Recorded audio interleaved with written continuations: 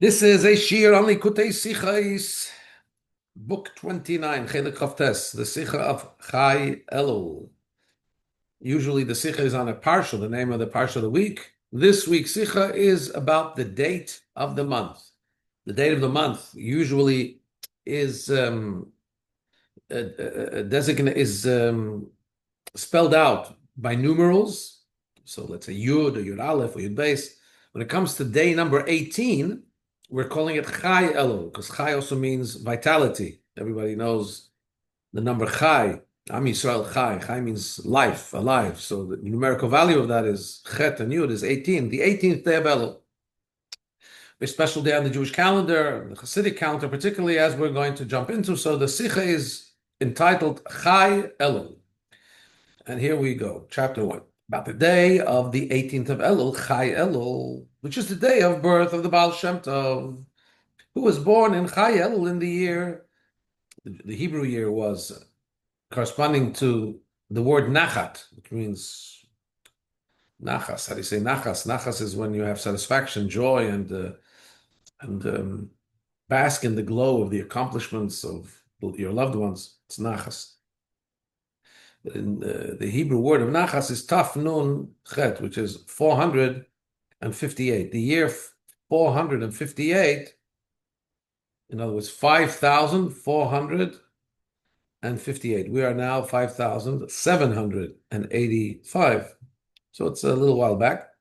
So in that year, it was the day of birth of the Baal Shem Tov, and then years later, almost 50 years later, was the birth of the Alter Rebbe on the same day, the 18th day of Elul.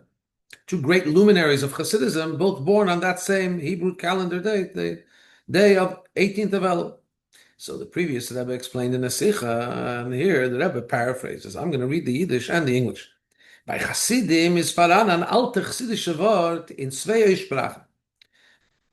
By Hasidim, there's an old Hasidic aphorism saying which has two expressions, the same concept but expressed in two different set of words. The first expression is as follows: Chai Elul is der Tag was hat gebracht und bringt a Leben in Elul. Chai Elul is the day which brought and brings a life into Elul. Elul being the month of Elul. Base, the second expression of this same concept is Chai Elul git achayus in the Avodah von ani l'derei. Chai Elul gives a vitality, an energy into the service of Hashem, represented by the words, I am to my beloved is to me. And of course, you know that those words, ani l'derei v'derei li, are an acronym for Elul. Aleph, Lamed, Vav, Lamed. I am to my beloved is to me. So now, from the fact that the previous Rebbe, the Rebbe is now commenting on his father-in-law's words and saying they're very exact. But the fact that my father-in-law, the Rebbe, says the Rebbe, said both expressions of the same, it's the same concept. The day of Chai Elul, Chai means vitality. Basically, what the previous Rebbe was saying is that the day of birth of the Alter Rebbe and the Baal Shem Tov brings a kind of new vitality to the whole concept to this month. It's a month that's a preparation for Hashanah Yom Kippur. The word Chai is not just by chance that they were born on a day that means life, because when you say somebody's the life of the party, basically you mean to say that it injects life. So this, the Alter Rebbe's birth and the Maggid's and the Baal Shem Tov's birth injects life into the month of Elul. But the Rebbe is not satisfied with just taking the general concept, which is expressed by this saying. The Rebbe says that my father-in-law said it and expressed both languages, both exact nuschos, both exact versions. So we understand that they must both be relevant and each have a special meaning. More than that, from the fact that my father-in-law, the Rebbe, said it with an order and said that there's the first version and the second version, it means also that the order in which these two versions of the same concept are expressed must have meaning. There must be a sequence here. So the Rebbe says, I want to understand the difference. Now, again, you have to, this is something unique to our Rebbe, that he will take something that seemingly you would say, okay, it's not a word in the Bible. We know in the Torah Shebechtav, in the Bible, you have to look at every single nuance and every single word and every single crown and learn things from it. Here, many would just say, the previous Rebbe was saying a Hasidic adage, a Hasidic aphorism, a Hasidic saying. It doesn't have to be so exact. But our Rebbe said, if my father-in-law, the Rebbe, previous Rebbe, said it in this way, he's a tzaddik. And the way he said it has got to teach us something. And if we're able to, not that we're all able to, but the Rebbe is able to find in his father-in-law's words a deeper meaning. And you're going to see he's going to get even more into the detail, because in paragraph 2, the Rebbe takes a deeper dive into these two versions.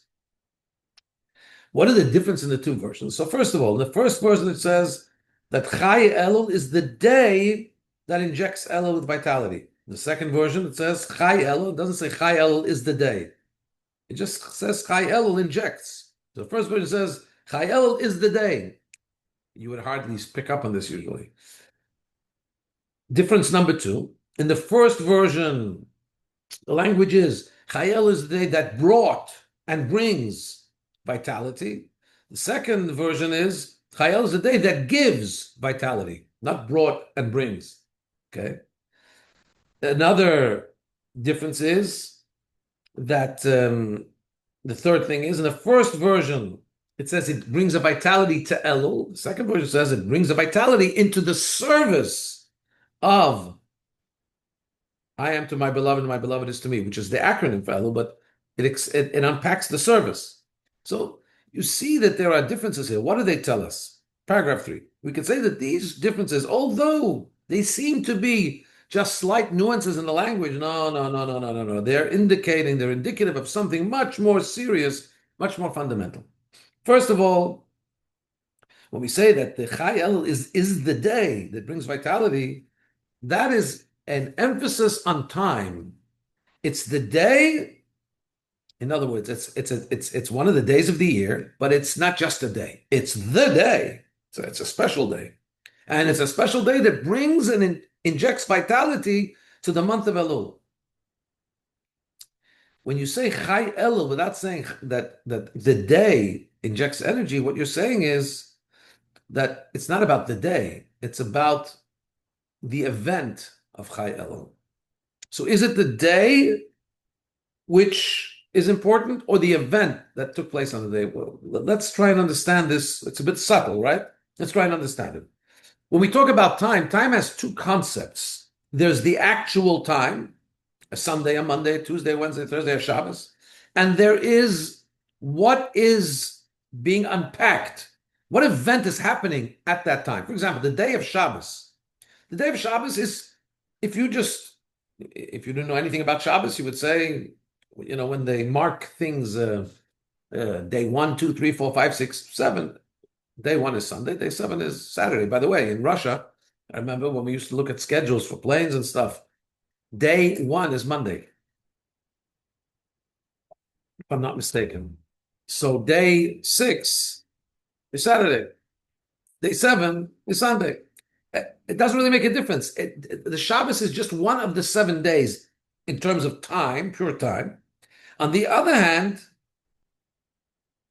the 7th day in our count contains a very special event, a very special energy, the energy and the holiness of Shabbos.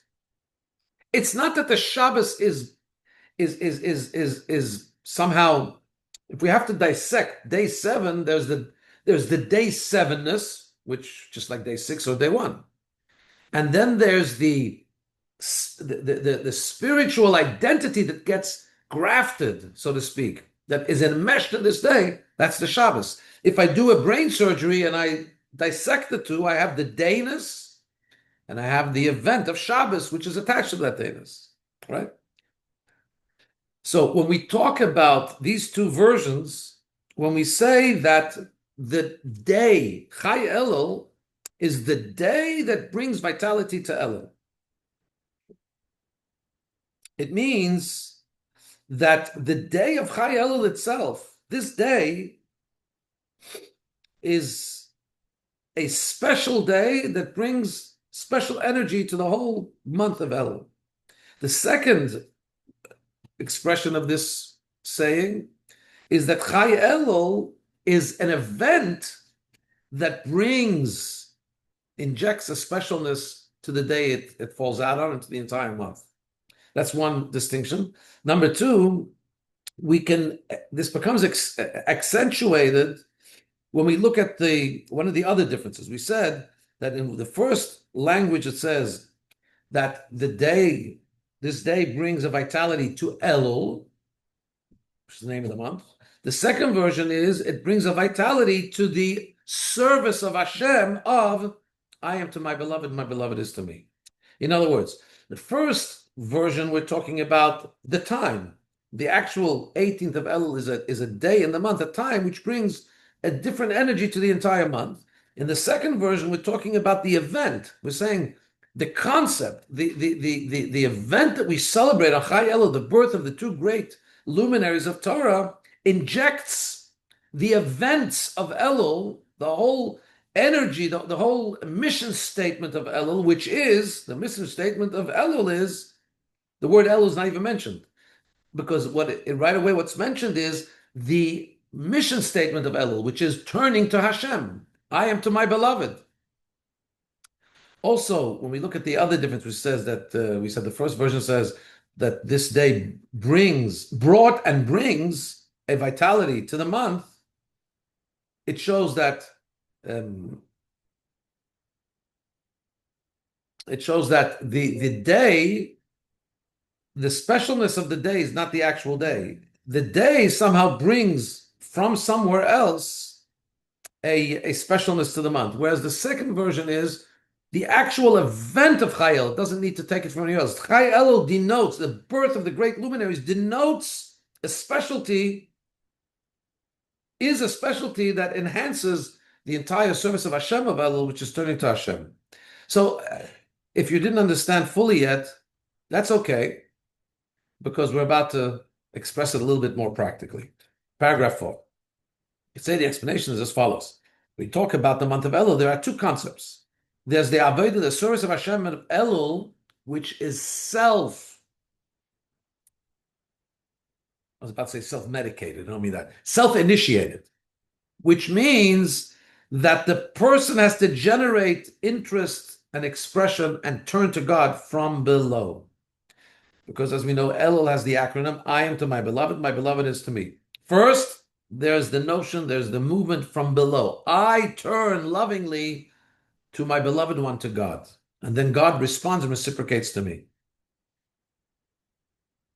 In other words, the reciprocation, the enhancement or the inspiration I get from God is hinged on my first kindling the spark from my side, which is not like the month of Nisan. If you look at the experience of Nisan, Nisan is when Hashem swoops down and takes us out of Egypt.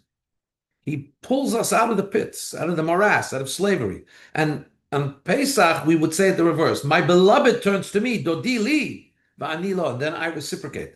When Hashem beams down his love on you, you beam back the love.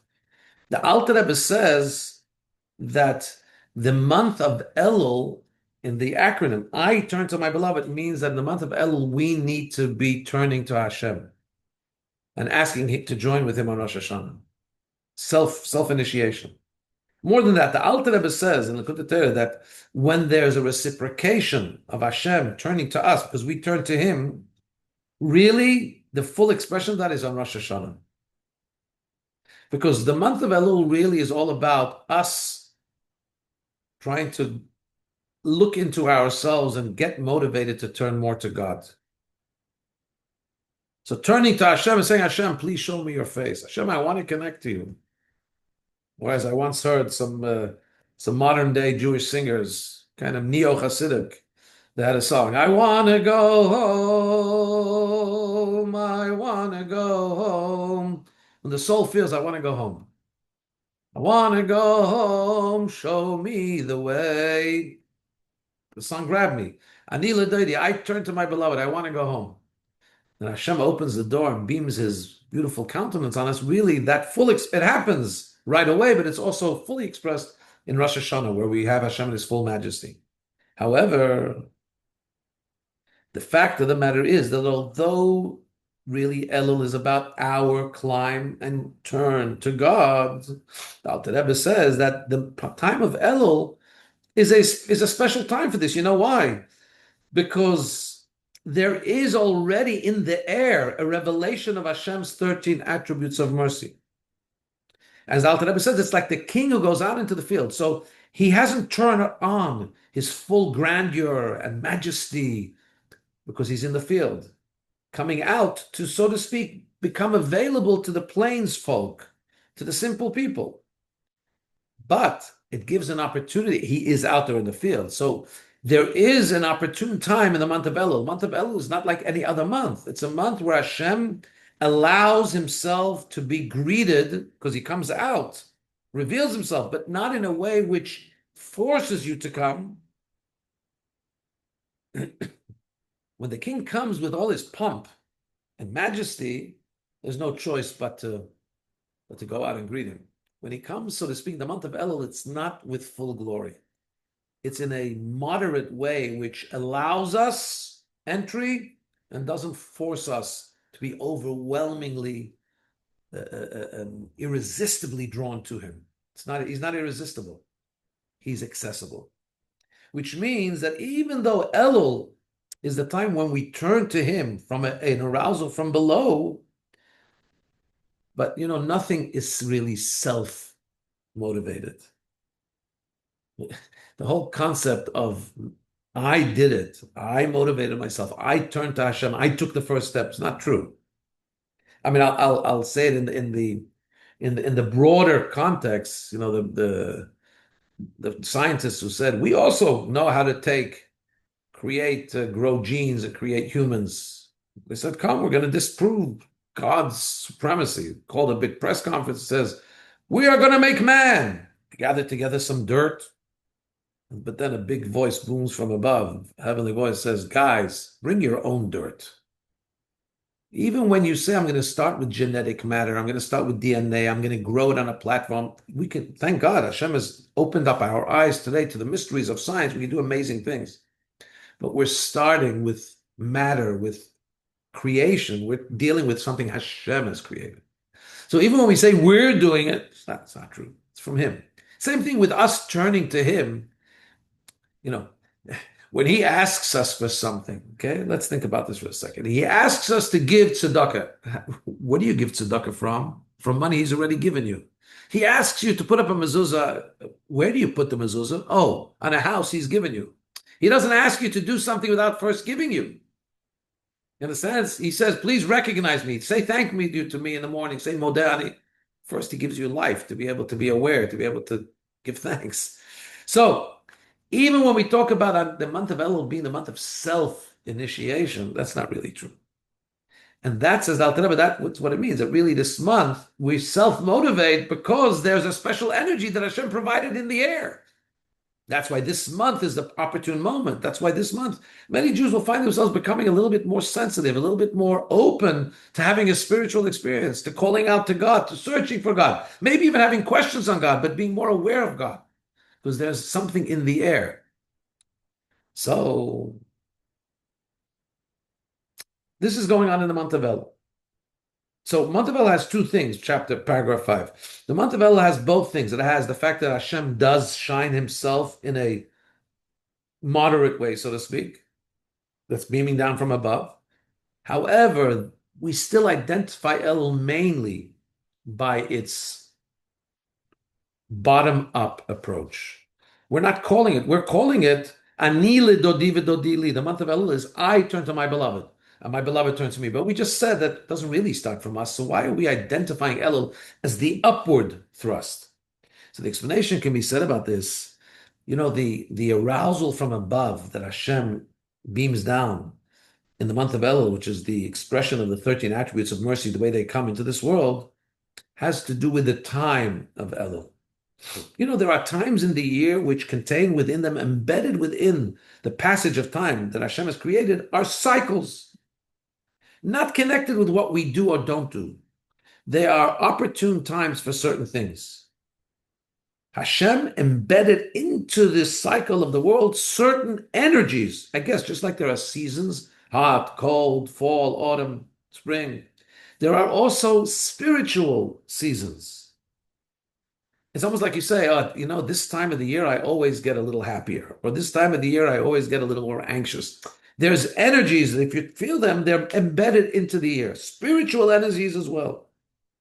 Seemingly, the month of Elul has embedded within it the shine of the 13 attributes of mercy.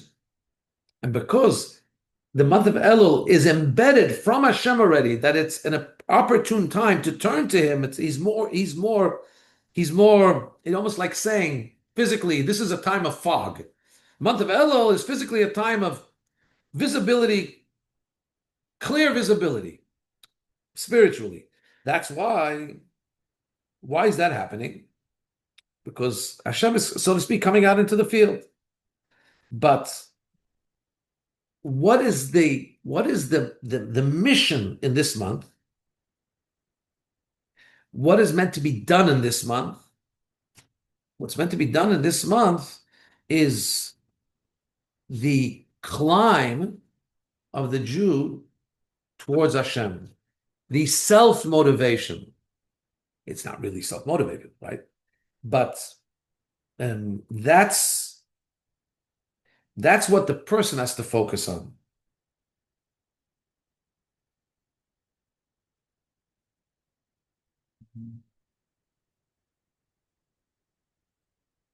Yeah. So when we talk about the time and what is engendered, what is embedded within the time, it's a time of more visibility of Hashem, more revelation. When we talk about what that means to us, we focus on the fact that what it means to us is that because He's more accessible, this is a month where we have to climb towards Him. Now remember, it's a month where He is, where in the time itself is embedded higher revelation, but not irresistible revelation. Not revelation that doesn't give us a choice but to be swept up in the ecstasy or in the love of Hashem, which in the month of Nisan, where it's a month of liberation, where Hashem swoops down and shines His great light on us, that's irresistible. The month of Elul is revelation based on the time of Elul itself, embedded into the time, and then there's what we need to do with that, which is climb towards Hashem. Paragraph 6. According to this, we'll understand the difference between the two versions of what we're saying. Because the same way we just described, there's two concepts. There's the revelation from above of the time itself has more visibility, more revelation of Hashem. There's also, and then we said there is what needs to be done with that, which is the movement of the person to climb up from below. Same thing with the Chai Elul, this vitality, this special day of the birth of Hashem, which brings vitality to Elul. It gives vitality in both details, both in the aspect of the visibility of Hashem, the revelation of Hashem, and also in the aspect of what needs to be done with that, the climb of itaruta diletata, the arousal from below that a person needs to climb up with. The day of Chai Elul, the day of birth of the Baal Shem Tov Alter Rebbe, is a special day in time itself. Within that concept that this is a day of more visibility, the Chai Elul is even a higher visibility.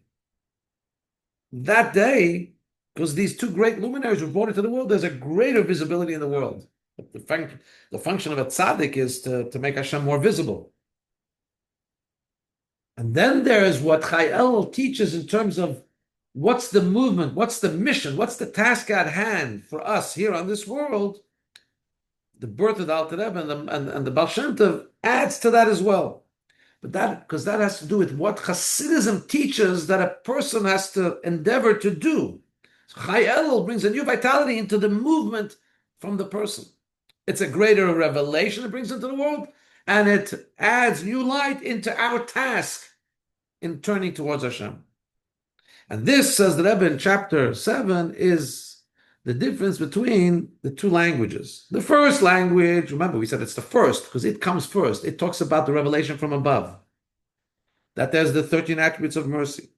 And they come in order to allow us to become aroused, because the visibility of Hashem means that we are more prone to being able to see and to be able to motivate ourselves to go to Him. So the same way, when we say that it's coming from above, that means it's the instigator, the motivator. That's why it's the first version. So we say that that's the vitality of Elul is being injected with vitality. The whole concept of Elul, revelation, is being injected with a new chayus, with a new vitality. And that's why it says that this day is the day that brings a life into Elul. And by the way, it says, you know what the language is used is? Aleben. It's in Yiddish. Because when somebody is just about to begin his work, he's still speaking Yiddish. Yiddish is it was the jargon. Yiddish was the more popular vernacular. If you were a simpler person, Baal Shem Tov said his Torah in Yiddish. He wanted it to be accessible to everybody.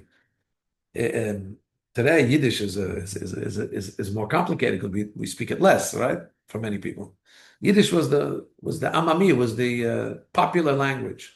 So in this first stage, where Hashem, where we're saying that Chayel, the birth of these great luminaries, makes more visibility. There's a greater arousal from above. The language uses Yiddish. It brings a leben, a life into Elul, because we're talking still to people that are at the beginning. They're going to now be motivated by this light from above to start climbing to Hashem. And also, it says that this is the day, because we're emphasizing this is something embedded in the time of the calendar. Even without doing anything about it, it's like kind of a Hashem embedded a certain visibility into the thing, and Chai Elul enhances that. Number two, the next stage is that this day of Chai Elul brings means it's coming from somewhere else. It means this is like a arousal from above that's being injected from above into the day. Also, it says brought and brings, because when we talk about an arousal from above, it's really past tense. When a person comes to serve Hashem, he thinks he's starting from himself now, but really there's a past, there's a history, which he may not even know. The history is that Hashem has already started the process. So that's why it uses the language that Chayil is the day that brought and brings, because there's a past when you talk about an arousal from above. However, the second version, so first of all, we talk about the vitality that Chayil brings into the agenda of the month of Elul, the agenda that the person has to do, the Avodah. And what is that agenda? He doesn't identify it by the name of the month. He identified it by what the nature of the work is.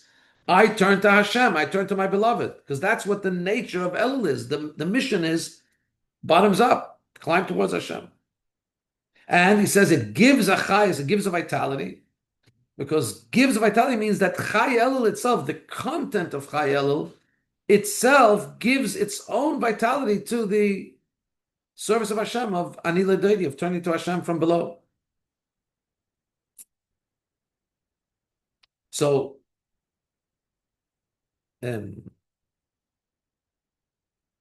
also says the Rebbe that when we talk about the person, the chayas, the vitality that Chai Elul gives, git in the Avodah of Ani L'Dodi, it gives a certain vitality into the service of turning to Hashem. So this also needs to be unpacked by the person himself. I'm not sure about this. It's a square bracket. I'm not sure exactly what the Rebbe's emphasis here is.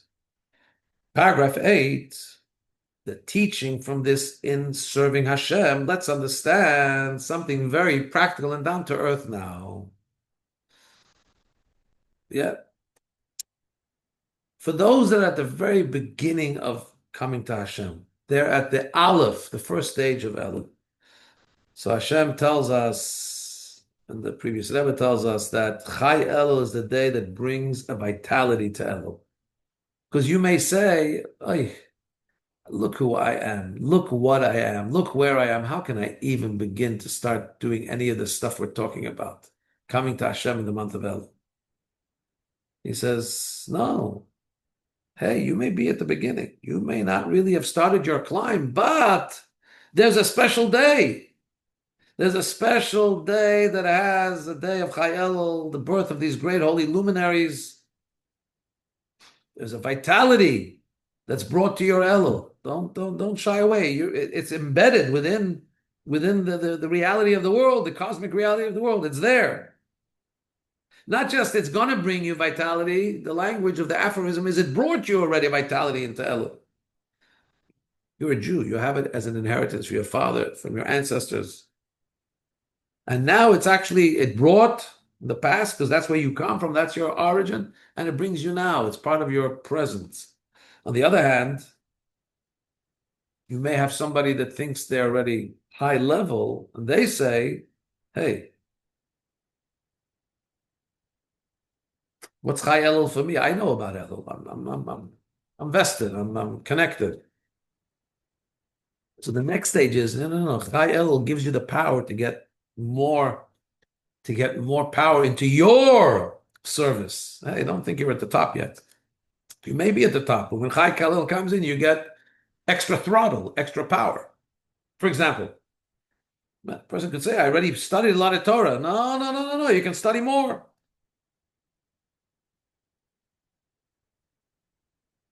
In other words, there's two parts. They could be say, well, I already studied everything that I learned from my teacher. No. Now you got to self-motivate. Now you got to take that study and drive it further. Now you got to make some new novel interpretations of Torah. Work hard, strive. Not enough. Chayil says you got to bring vitality and drive your level up to new powers, right? So we have both of these things. Talking to you say, "Oh, who am I? What am I?" No. It's embedded into time. You have a special power today. I say, "No, I'm already connected. I don't need to stay." Oh, yes, you do. You think you're connected. Great, but you can climb more. This day gives you a power, vitality to reach further, to reach higher. Paragraph 9, because the Alter Rebbe, the previous Rebbe said both versions. He didn't say, I'm saying one version to this group, one version to that group. So it means really both versions are applicable to all societies. In other words, even somebody who's at the very beginning of his service of Hashem, he has to know that don't just be happy with the energy they're giving you from above on this day. It's also giving you an energy to grow afterwards yourself as well. Can't just rely on tapping into what's there, even though you think you're just a beginner. No. You got to graduate and also become incorporate within that innovation as well, pushing yourself even higher. On the other hand, even somebody who thinks he knows what he's supposed to do in the month of Elul, motivate himself towards Hashem, and he knows already that this day is going to give him added vitality. You also have to know that this is not really a product of your great initiative. You're a product. Be humble and realize that the day that this special energy is embedded for you in this day, just by virtue of the great gift of the luminaries that are born on this day. And we want to move it to the teaching, the concept, give an example in learning Torah. The Gemara says that Rabbi Akiva expounded incredible detail on the written words of the Torah. Where Moshe Rabbeinu, so to speak, heard, he was taken in a vision on a journey to many generations later, where Rabbi Akiva is expounding Torah. Moshe Rabbeinu says, I don't know what they're saying. And he became weakened. Is there a Torah outside of what I've taught? And the Gemara says, no, they told Moshe Rabbeinu, the students of Rabbi Akiva said, Rabbi Akiva, where do you have this information from? And Rabbi Akiva said, why? It was taught to Moshe at Sinai, and I just expounded it. Then Moshe Rabbeinu's mind was laid at rest. It's all taught by him, but it's expounded and extrapolated. In other words, even what Rabbi Akiva initiated, novel things, which Moshe Rabbeinu heard it initially, didn't know what they were saying. Really, it's coming from the source that Moshe Rabbeinu exposed and taught. So even if somebody thinks he's already at a level where he's self-motivated and he knows what the month of Elul is, hey, hang on a second. Realize that this day is also, you have to be beholden and thankful and humble by the fact that this is coming to you from Hashem on this day. So this day, on all accounts, is a day of vitality, a day which has special energy to enjoy and to understand that we can jump on the bandwagon and to know that it's also supposed to give us extra throttle power, so to speak, so we can fly even higher. Baal Shem Tov and the Alter Rebbe gave our world the great gift, the great gifts that they gave, the opening up of the light of Torah, the positivity, the ability to serve Hashem joyously and positively. And may we have a great year. Shana Tova Metukah.